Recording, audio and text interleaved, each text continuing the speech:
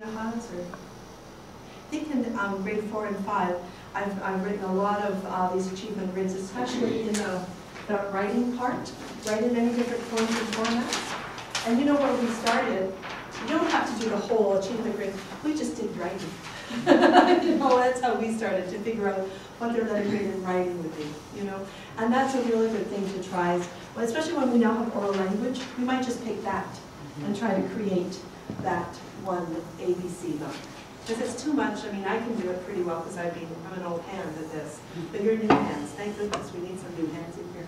And you know, it's just it just takes some little creativity. And then of course you change it as soon as you see it in action. You think, oh, I never thought that they'd be doing that. Okay, and then you can add it in.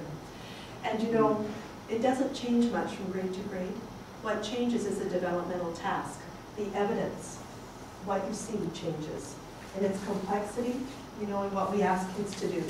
But we all are going to ask kids to do these things. And sometimes our descriptions are quite similar. It's that what they're reading, how they're writing, the depth that they're going to, that changes. It's kind of, we're more similar K-12 than I think. One question that came up with us was what happens if you have a chart like that and you got an A, a B, and a C. And you can just look at it, you probably average it. I mean, we're all averaging everything, so we can only do one little piece.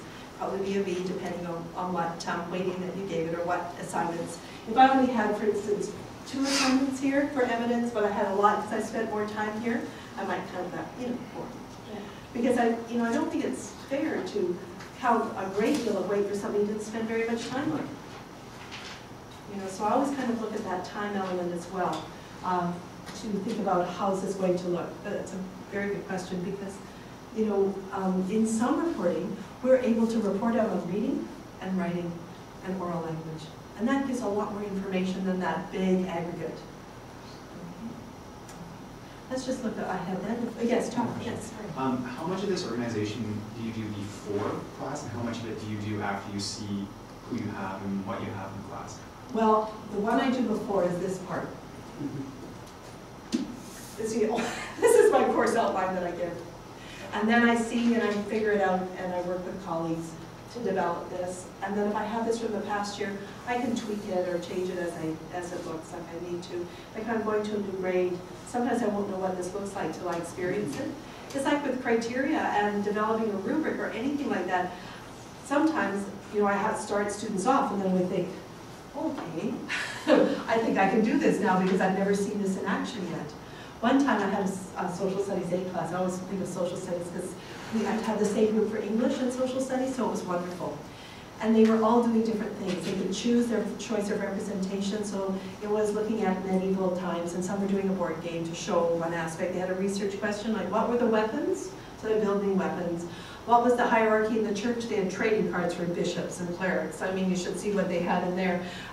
What did the classes of the peasants dress like? I had Barbie dolls in all different did costumes. And Julia, the home night teacher, the sewing teacher, would say, what are they doing for you? They're in there every day at lunch in the sewing room making these little dresses for their Barbie dolls. You know? And then my student said, so if we're all going to do different things, how are we going to mark us?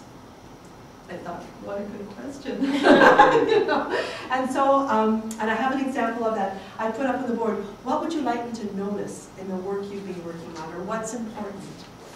And then we made a list, and you know what it came down to? That we had, of course some of this was mine, that you asked and answered a research question, that someone could come to your station and see the results of your question. That they had to have accurate and historical facts, and they had to represent their findings or present it in an appropriate way because it had to be interactive. So don't write an essay, you know, that's not interactive.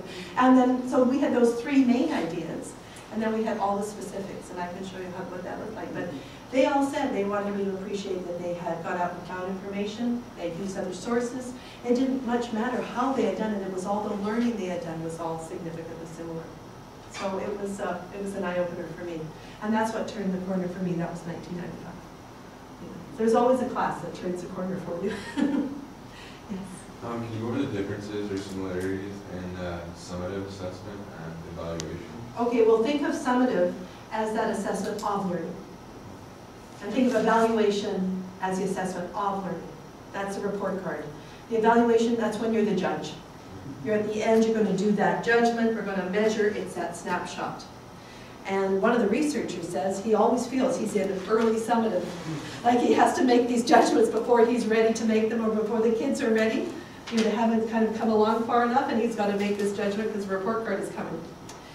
And the other side we think of assessment for and as we might think of as formative. And it is formative if it involves a student, assessment for and as learning if it involves a student. Sometimes formative will just be me looking at something and maybe looking at a test diagnostically. That can be formative, but it's not assessment for as. Assessment for as involves a student. If it's just me, it can be formative, but it can all be formative because it all happens before the summative part. Here is mine. Yeah. Okay. It's tricky. There's just those two distinctions. The of, it says summary. Think of the summary. I've got all my evidence. I've got to write the report card by Monday. It's Sunday. I'm doing my, where is the student? I'm doing this part. Because I've already done all this.